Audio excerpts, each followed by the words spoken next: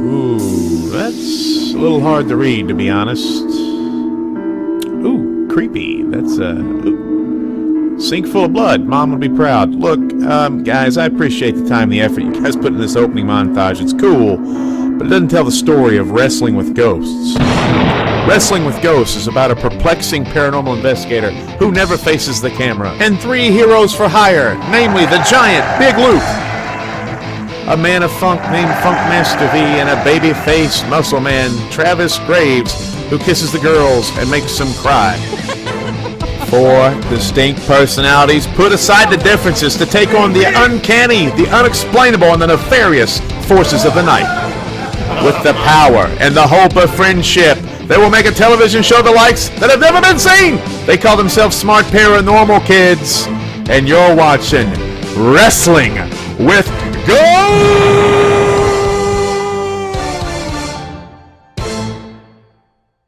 Hey, this is Funkmaster V with his tag team partner Big Luke and a freaking moth flying around. Good Lord. What the hell is that thing? It's a demon. Is that are you evil? This is Funkmaster V with his trusty tag team partner Big Luke. And I gotta tell you, we shot an opening for this particular episode. We shot at least 4 or 5 of them, and they were all terrible because this episode is chaos. So we're going to try to simplify it for the folks at home. Tell them what happened. It was a social media broadcast. It was not intended to be an episode, but so much happened that we had to make it an episode. It's at the old post office in La Follette, Tennessee. We were testing our theory of the Q, where we figured that we put human energy, positive energy into a place, and we'll see what happened. It got so crazy after both times doing it that within an hour, all probably 20 people that showed up both times, they left. Right. We invited the community to come out. Everybody left because I got to tell you, every episode so far of Wrestling with Ghosts has been different. This is the first time we came into contact with what could be considered a real-life poltergeist. We are now going to introduce Alan Miller, and he will tell you all about the old La Follette post office. Hey guys, and I'm Alan Miller with the Ghost Walk La Follette, and welcome to the post office.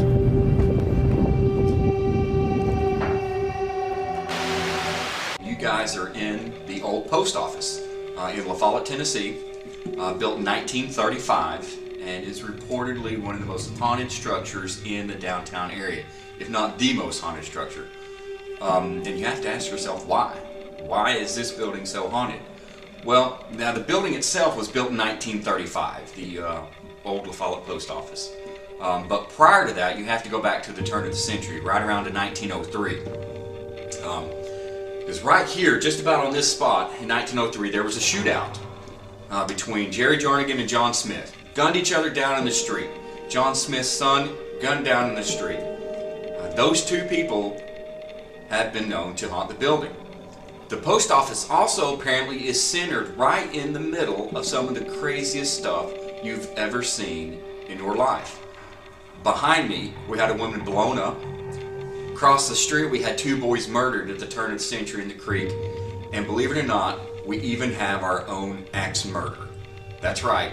Right over there, a mother-in-law took an axe to her own daughter-in-law's face over and over until she died, while the woman lied in bed next to her newborn child. Crazy stuff, you can't make this up.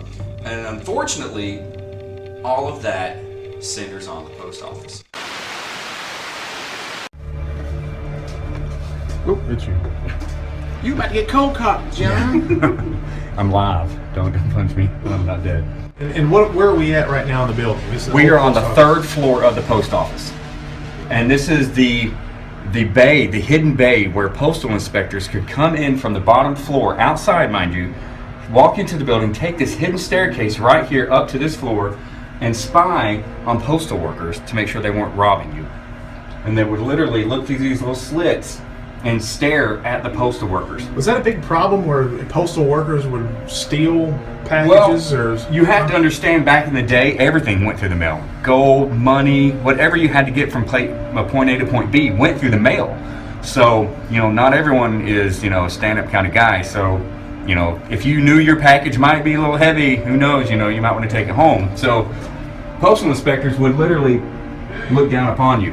And even after they got rid of that, because, well, times change and, you know, people don't like people spying on each other, postal workers would still feel like they were being stared at, even until this post office is no longer used. If you turn to your right, don't fall down that hole. There's the actual ladder going down through the basement. You can stop there on the second floor, and then you can start over there and go all the way down to the cellar. Okay. So it was somebody's job to be here To spy on and just spy on people. Correct. That's a creepy job.